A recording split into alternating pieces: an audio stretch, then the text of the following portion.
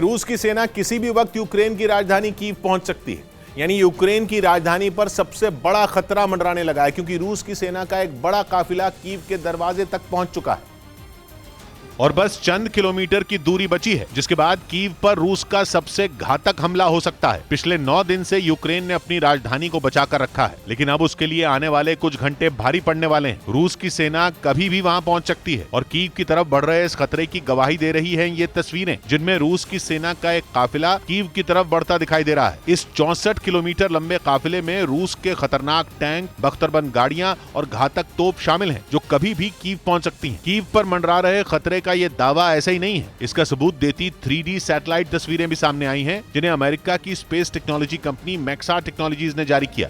और अगर रूसी सेना का यह काफिला कीव में घुस गया तो समझो खेल खत्म, क्योंकि अगर एक बार राजधानी हाथ से निकल गई तो फिर यूक्रेन को रूस के हाथों में जाने से रोकना बेहद मुश्किल हो जाएगा।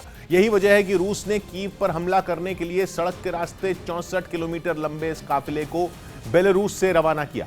यूक्रेन की राजधानी कीव उत्तर मध्य में है और बेलारूस की सीमा से सिर्फ 90 किलोमीटर दूर है, और कीव के उत्तर पश्चिम में रूसी सैनिकों का काफिला सड़क के रास्ते आ रहा है, क्योंकि यूक्रेन में कीव के उत्तर पश्चिम में सभी सड़कें बेलारूस ही जाती हैं। बेलारूस वो देश है जो 30 साल पहले तक सोवियत संघ का हिस्सा था और पहले ही दिन से रूस के साथ खड़ा है। जनवरी से ही रूस ने अपनी फौज, खतरनाक हथियार, हवाई जहाज, हेलीकॉप्टर और सेना की गाड़ियां बेलारूस में तैनात करनी शुरू कर दी थी, और अब बेलारूस से चली रूस की सेना का यह सबसे बड़ा काफिला कीव के बेहद नजदीक पहुंच चुका है, जहां पिछले 9 दिन से भीषण जंग जारी है।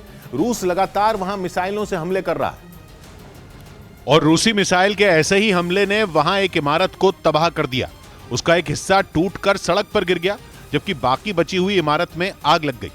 वहां से निकले धुएं ने पूरे इलाके को अपनी चपेट में ले लिया। इस दौरान वहां पहुंचे दमकल कर्मियों ने आग बुझाने की कोशिश की, लेकिन वक्त के साथ आग और भड़कती गई, जो थोड़ी ही देर में पूरी इमारत में फैल गई। हालांकि बाद में बिल्डिंग में लगी आग को बुझा लिया गया।